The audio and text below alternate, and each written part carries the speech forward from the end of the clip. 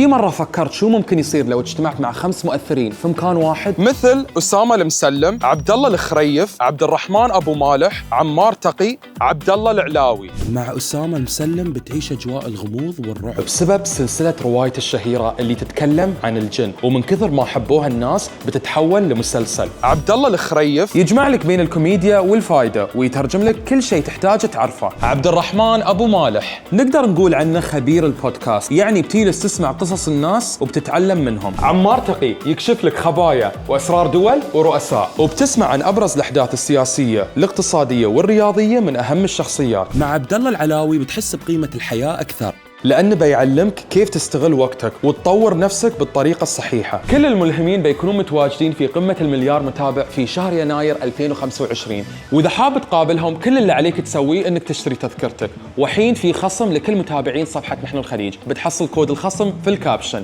والحين قل لي